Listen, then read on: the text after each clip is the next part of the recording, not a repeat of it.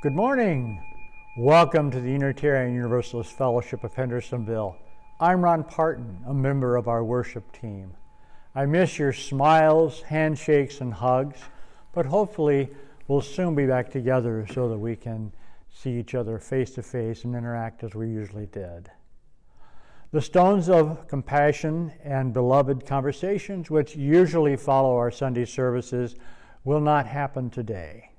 But we do hope our members and friends will join our annual congregational meeting at 11:30 this morning. This, of course, will be by Zoom. Zoom is a word that few of us has used in a long time, but this technology has helped us keep in touch with our families and friends and has become our fellowship's main channel of communication. To learn more about how to connect to the Zoom conversation this afternoon, go to our website at uufhnc.org for more details. This morning's chalice lighting message is from Reverend Maureen Kaloran, a retired UU minister who was once a member of this congregation.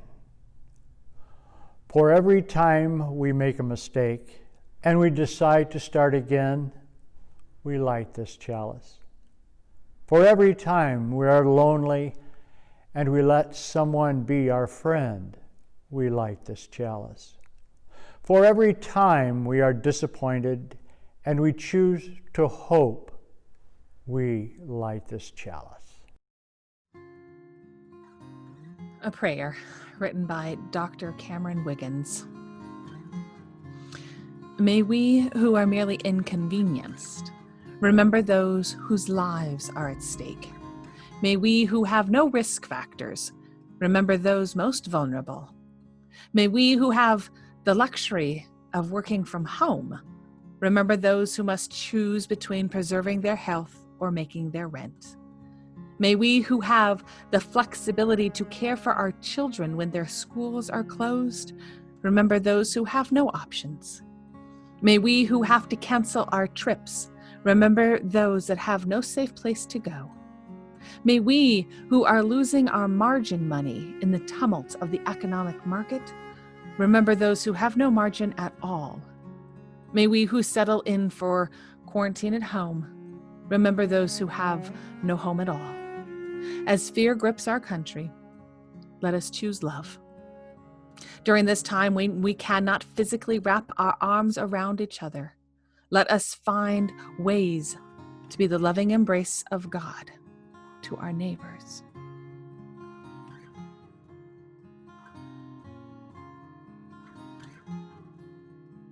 Reverend Don Rollins, our interim minister, is taking a well-deserved break for a few weeks for this summer. Fortunately, we are blessed with an abundance of very talented local speakers. One of those is Rabbi Rachael Jackson, who is our guest speaker this morning. She has appeared in our pulpit numerous times and is always extremely well received. Since 2015, she has been a rabbi at Agudas Israel Synagogue in Hendersonville. She received her rabbinical education from Hebrew Union College, Jewish Institute of Religion in Cincinnati, Ohio. Prior to rabbinical school, she worked as an analytical chemist for nearly a decade. Rabbi Rachael is a passionate believer in the Jewish life through the Torah, the Avodah, and worship, and deeds of loving kindness.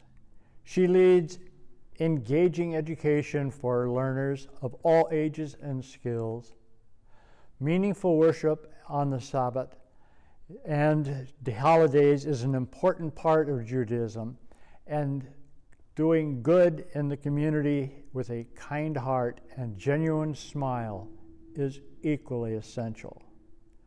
Rabbi Jackson is married and has a young son. Like nearly 100 million people, last year around this time, I watched Avengers Endgame. It's been out long enough that I don't mind giving spoilers. In the end, the world is saved, but Tony Stark dies. Just last week, I saw a meme that said, if we're being honest, things haven't been okay since Tony Stark died. It's a little extreme, especially merging reality with fantasy. At the same time, I found it to be a telling statement. This calendar year in particular, of which we are just nearing the halfway mark, has felt like so much longer than the day count would indicate. And if we're at all the same, you might have been using a great many four-letter words. I, for one, certainly have. And the greatest of these starts with an F. That's right. I'm talking about fear. From the wildfires in Australia to the impeachment trial here, from a pandemic to a revolution, these last few months have seen a disruption in society on a scale never before seen. Each by themselves can give us reasons to be fearful. During the Australian wildfires, we were concerned over nearly 500 million animals who died, as well as the long-term effects this will have on the climate crisis. The urgency of the climate crisis has sped up, and with the tipping point created by Greta Thunberg, we have all become hyper-aware. And we feared for our children and grandchildren. I needed to tell you of the fear caused by a pandemic, which for me has only been magnified by living in a country where science is questioned by politicians and the divisive political nature is exacerbating the virus, which knows no bounds. And finally, the fear which many people are just now awakening to, but which has been felt by our Black community for decades. When I look at all of these situations, I see the fear of uncertainty, the fear of hopelessness, the fear of reality. I also see a sense of loss, another four-letter word. Loss not only in a material sense, but much deeper in the sense of the loss of lives and the loss of innocence. We have witnessed the tearing down of our American dream facade. We pride ourselves in our collective individual autonomy, and yet we are seeing what damage that singular mentality can do. Some of us have lost a loved one to this virus. Some of us have lost the ability to communicate with our loved ones who are in assisted care facilities. Some of us have lost jobs. Most of us have lost routine and safety. Some of us fear for the loss of our own health or the health of our loved ones. We've lost the innocence of thinking that our healthcare system is passable. I could go on, but I did not come here today to read like a sad news story you just want to turn and run away from. This loss manifests itself as grief. Each of us is experiencing different levels, different degrees, and for different reasons. But that each of us is having some grief is a binding force. Once we acknowledge these complex emotions, we can begin to look forward. Which leads me to another four-letter word I've been thinking a lot about: hope. Hope is the ability to look at the future with optimism. Hope is the ability to move past this moment and see a better world in times to come. Hope is seeing the present situations as temporary. Hope is one of the only ways to make change. You see, when we hope, we realize that we do have elements of power and are not out of control or helpless. Hope is a powerful emotion that can propel us to action. Each one of us can do something, and doing anything is better than doing nothing, no matter how big or small, no matter how temporary or permanent. Regarding the virus, The thing we can all do is wear a mask.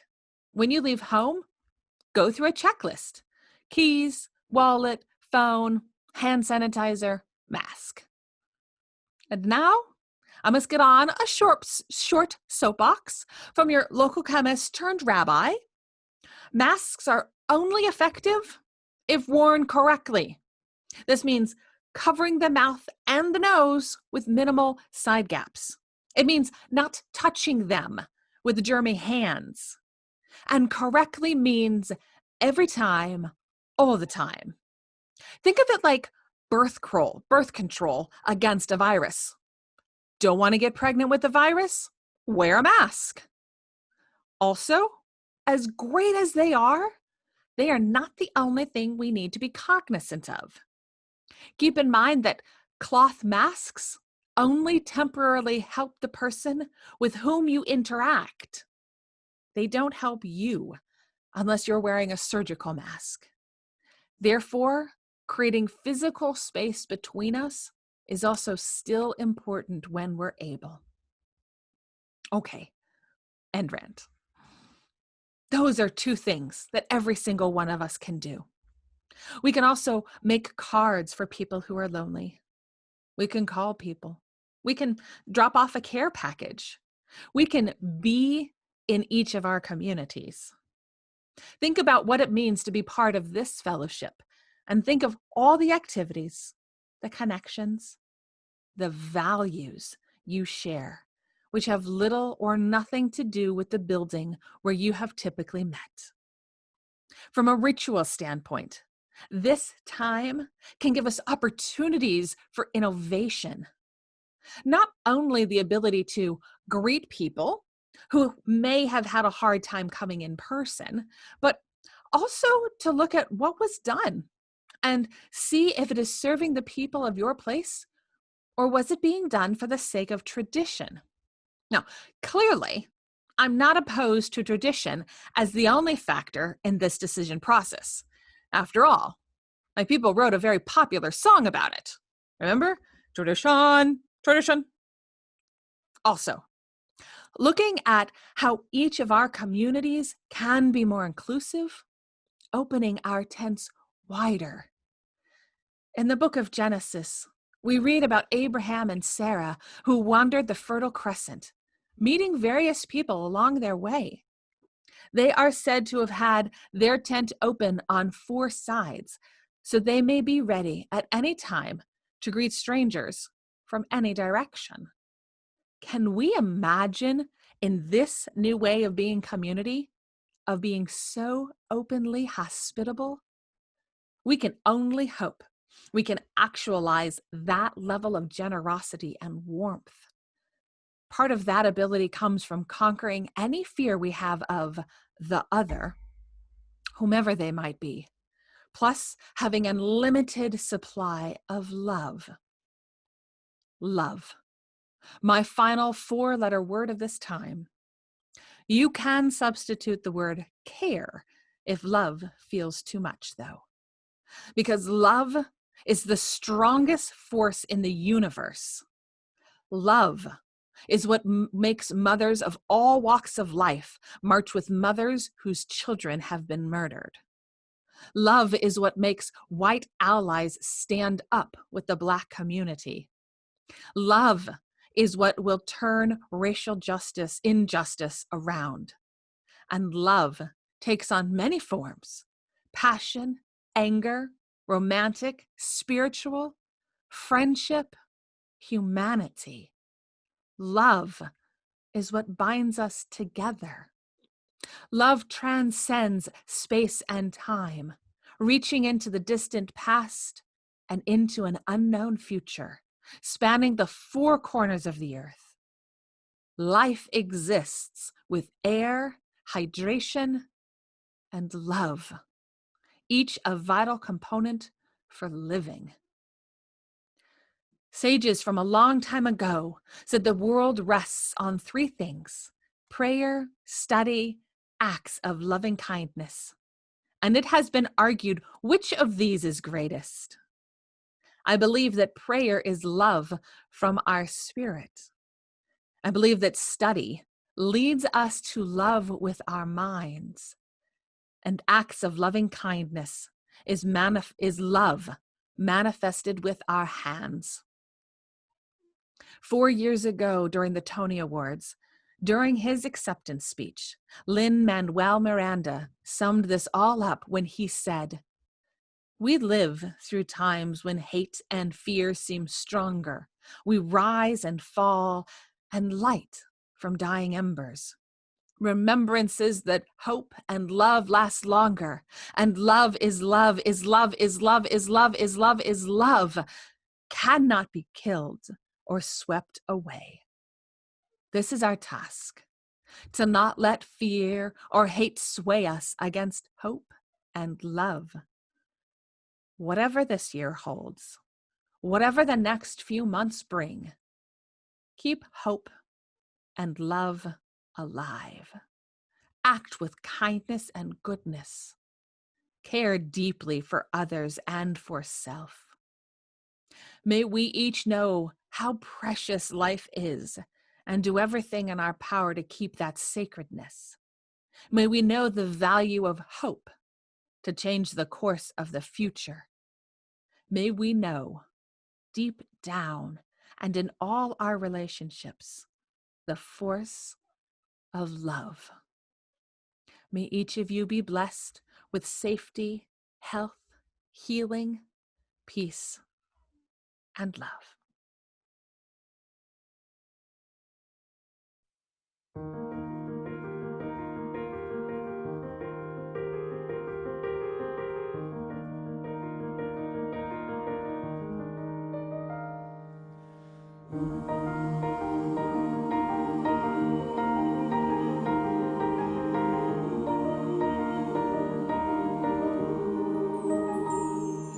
My life flows on in endless song above earth's lamentation.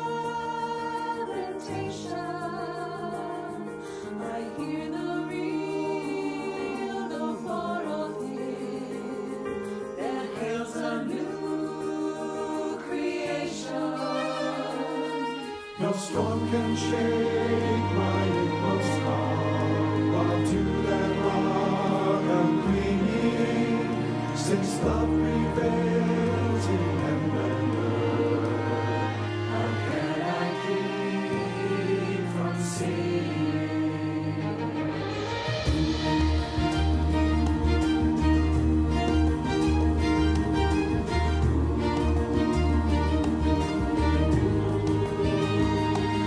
While all the tempest round me roars, I know the truth it liveth. And though the darkness round me calls, songs in the night it giveth. No storm can shake my inmost calm, while to that rock I'm clinging, since love prevails in heaven and earth. How can I keep from singing?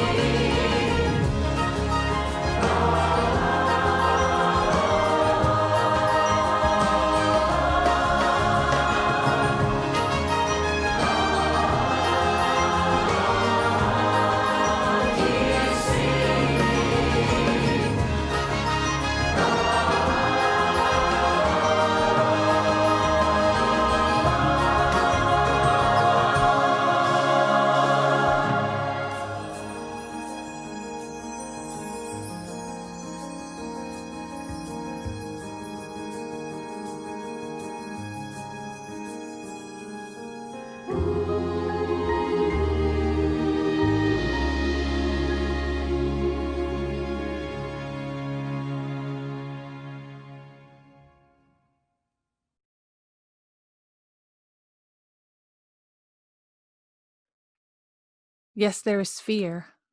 Yes, there is isolation. Yes, there is panic buying. Yes, there is sickness. Yes, there is even death.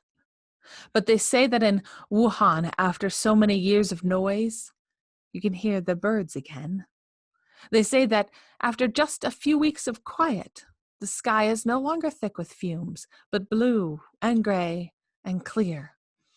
They say that in the streets of Assisi, people are singing to each other across empty squares, keeping their windows open so that those who are alone may hear the sounds of family around them.